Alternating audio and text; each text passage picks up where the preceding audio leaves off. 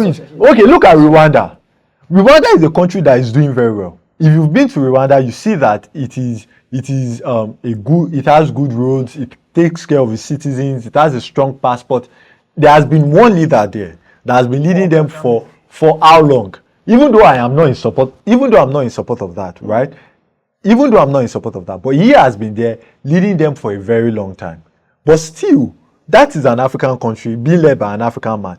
Is neocolonialism affecting them? Would you say it is affecting them directly? They are not the ones suffering the neocolonialism currently, but they are doing it to the Congo, allegedly. Okay. Right? In the sense that there has been if there's something you can call an everlasting civil war, it's the civil war that's going on in Congo region. Congo is like one of the biggest, one of the biggest deposits of lithium in the world. Lithium. These guys are supposed to be massively rich. They have mass. If you look at Congo, it's like the biggest, one of the biggest countries in Africa. God bless you. That's another instance of neocolonialism too. Let's continue. Yeah. So, but there's an everlasting civil war going on, and part of it started with the Rwanda genocide.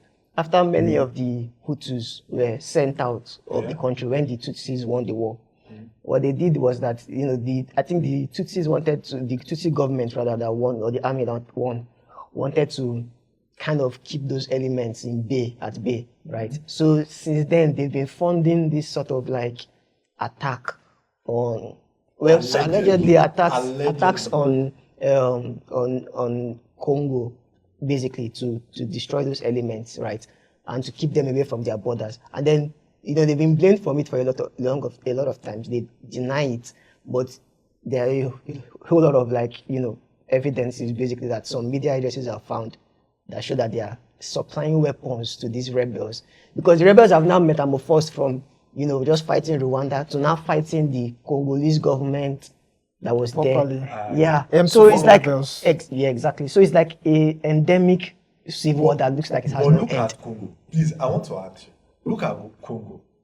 If, let's say, yes, there is currently civil war there, but they control one of the most important natural resources that is needed for technological advancement, right? We can all agree on that. Imagine a country like Ukraine, let me say Ukraine, have access, is the one in that war. Even though Ukraine is still in war, do you know that Ukraine still produce some things and still export? Yeah, but they already have that template. They have. I wanted